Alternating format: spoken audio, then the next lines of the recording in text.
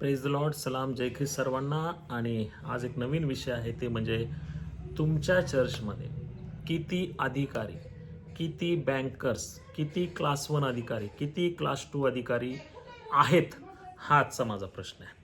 आपण चर्च चालवतो, आपण भक्ती घेतो, देवाच्या समीप लोकांना घेऊन जातो, परंतु जे तरुण वर्ग तुमच्याकडे आहे तो मोठ्या आशेने बघतोय.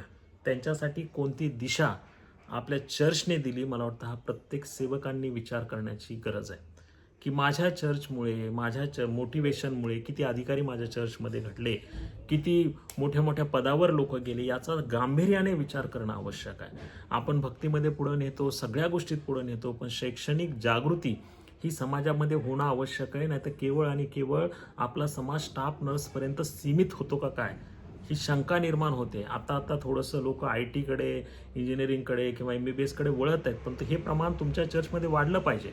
माझ्या चर्चमधला मुलगा अधिकारी का होत नाही? मी जेव्हा साऊथमध्ये गेलो त्यावेळेस काही असे चर्चेस आहेत ज्या ठिकाणी MPSC UPSCचे वर्ग त्या ठिकाणी चालवले जातात. चर्चमध्ये मी सांगतो तुम्हाला, आपल्याकडे का नाही? तुमच्या चर्चमध्ये का नाही, हे मी तुम्हाला विचारतोय. तुम्ही खूप मोठं समाज केंद्र चालवताय, खूप मोठ्या लोकांना तुम्ही लीड करताय. सेवकांनो, तुमच्याकडे बघून आम्ही लहानाचे मोठे झालेलो आहे.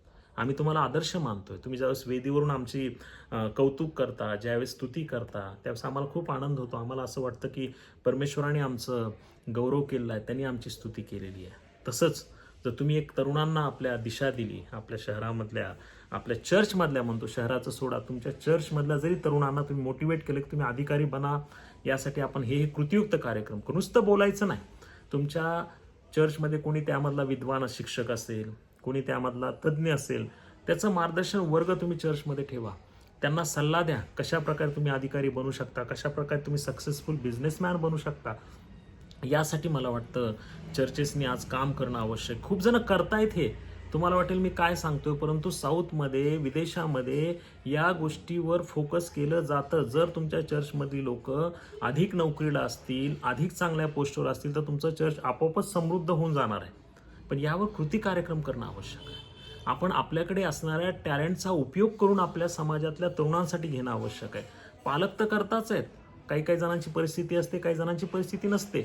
कधी कधी एखाद्या वेळेस असंही होतं की आईवडिलांचं लेकरं ऐकत नाहीत, परंतु त्याच ठिकाणी जर पालकवर्गांनी सांगितलं, फादरनी सांगितलं, तर लेकरं ऐकतात. ही सत्य परिस्थिती आहे. कारण प्रत्येकाला समाजाच्या वेदीसमोर ज्यावेळेस आपण उभा राहतो, प्रत्येकाला वाटत असतं की लोकांनी मला चांगलं म्हणावं, माझी स्तुती करावी. जर एखाद्याला प्रेरणा दिली, मोटिवेशन जर तुम्ही दिलं, तर तो अधिकारी बनेल. आपला येणाऱ्या पिढीसाठीचा तुमच्या चर्चचा प्लॅन काय, नियोजन काय, अंदाज काय, किंवा तुमचं चर्चचे तरुण कोणत्या परिस्थितीमध्ये तुम्ही पाहू इच्छिता, ह्यावर मला वाटतं विचार मंथन आपण आपल्या चर्चमध्ये, आपल्या मंडळीमध्ये, आपल्या कमिटी मेंबर्ससोबत जरूर करा. आणि कृतीयुक्त कार्यक्रम लहान लहान सुरू करा, लहान लहान गोष्टी सुरू करा. आणि जर तुमच्या आजूबाजूला कोणी असे तज्ज्ञ असतील, बघा खूप लोक मदत करतात. हो, मी अनेक समाजाच्या, जैन समाज असेल, मुस्लिम असेल, ब्राह्मण समाज असेल किंवा दलित समाज असेल, या सगळ्यांच्या लोकांमध्ये जाऊन काही मीटिंग अटेंड केल्या. ते फोकस करताय शिक्षणावर आणि कसं अधिक माझ्या समाजातली लोक हे अधिकारी बनतील, मोठ्या पदावर जातील, यावर फोकस केलं जाते. कसे अनेक बिझनेसमॅन बनतील. आपला फोकस कशावर आहे? ॲज अ चर्च म्हणून, ॲज अ मंदिर म्हणून आपला फोकस कशावर आहे? ॲज अ धर्मगुरू म्हणून, पाळक म्हणून आपला फोकस कशावर आहे?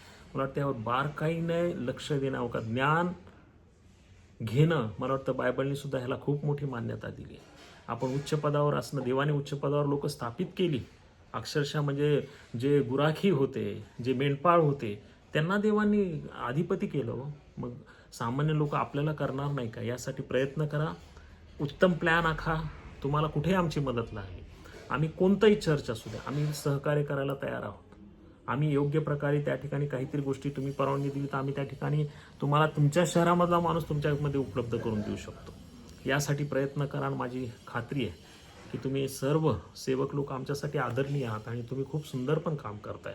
परंतु यावर पण एका बाजूला लक्ष देणं आवश्यक. सुवार्ता प्रसार ही एक मोठी बाब आहे, परंतु त्याबरोबर ह्याही गोष्टीकडे लक्ष द्याल तर तुमचं चर्च वाढेल, तुमची चांगली प्रशंसा होईल, येणारी पिढी तुमचं कौतुक करेल, लोकांचं भलं केलं, तुमच्याही लेकरांचं भलं होईल. ह्या सगळ्या गोष्टी त्यामध्ये असतात.